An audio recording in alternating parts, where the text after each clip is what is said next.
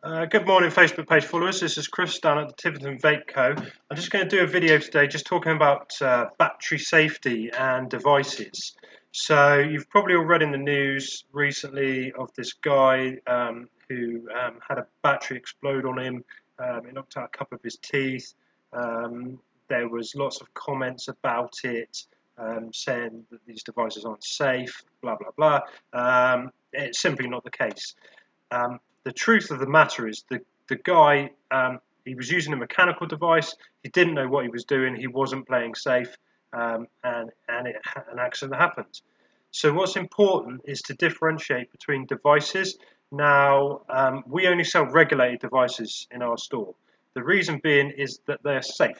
Okay, mechanical devices can be unsafe if they're not used by people that know what they're doing.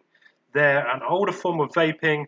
There's no real need for them in today's e-cig economy, as it were, purely because regulated devices have taken over as being the safer option and can provide power to people that want to blow those sort of big clouds. Mechanical devices were the preferred method at the time e-cig sort of came around, purely because people could get those clouds when you were stuck with, a 6-watt device that was regulated. So the difference between them, this is a regulated device, okay? It runs on 2 batteries, they're in a caddy, they're wired to a circuit board. Now this circuit board has protection on it. It has fail safes, it has a 10-second cut-off as well. If you're using a tank which has a low ohm coil or a dripper that you've built yourself, which is a low ohm, it will not allow you to pull more than the batteries can supply. It uses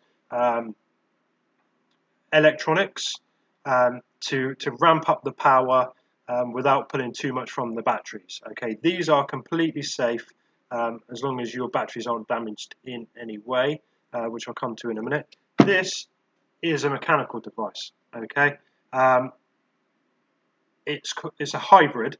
So what you've got is you've got your dripper on the top. Now this is the connection. This goes directly onto a battery. Okay, the top of the pin connects directly to it, right? If you're not careful and you don't know what you're doing, you can have the positive and negative touch and cause a short. You also don't have any protection, any circuit board protection on the device. So if you build too low for the battery to supply, it's going to cause the battery damage. And if you do that over a prolonged time, it's going to cause the battery to fail. And now that can result in an explosion. It doesn't happen very often. Usually the batteries will vent and you get plenty of warning, but very often they can explode if they're really mistreated badly. And that's what happened in the case of this guy in America. He didn't know what he was doing. He was building City Low. He was getting the shop that he bought it from to do the builds for him.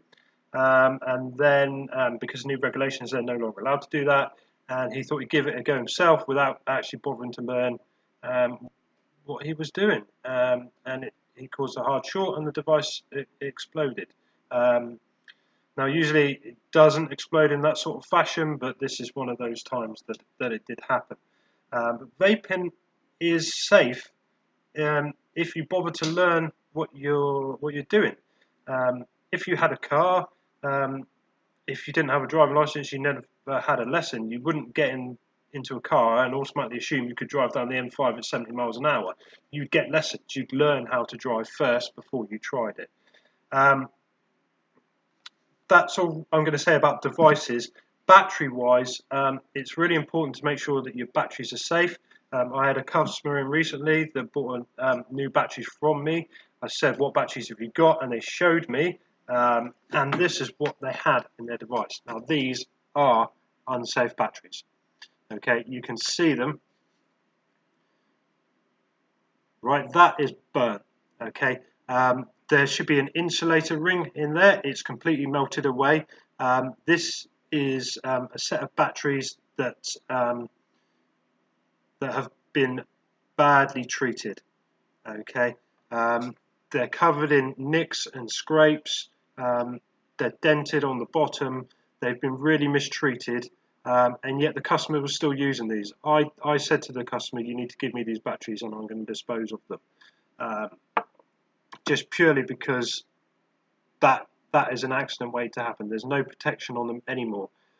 If you have batteries that have nicks and scrapes, we do offer a service in the store to replace the insulator on the top and to rewrap the whole battery. Now we do one for £1 and two for £1.50. So if you want to keep your batteries but they're slightly damaged, come down and we'll do that for you. This needs disposing of. They didn't seem to understand what their safety of this was. They didn't seem to think it was dangerous in any way. I disagree. That is an accident waiting to happen. They actually mentioned that they had a scorch on their nightstand where they've been charging the device, and they wanted some new batteries. I did educate them in battery safety, but it's not just that. They had mismarried batteries. Okay, so that's an LG and that's a Samsung. They're completely different milliamp ratings. They're completely different amp draw ratings. So you can't use unmarried batteries in the same device. Buy them in pairs or in fours if it's a 4 battery device, and keep them together, same milliamp, same brand. You'll end up with battery imbalance. That's what happened to this customer, and they were shorting. So yeah, use common sense in your batteries. Don't carry them naked in your pocket without a case. They will react with coins, with metal keys, that sort of thing, and you'll get a short in your pocket, and you'll get flames in a spectacular fashion. Keep yourself safe. Learn about batteries if you're going to use external ones, if you can have an external charger. They are completely safe if they're not mistreated, like anything.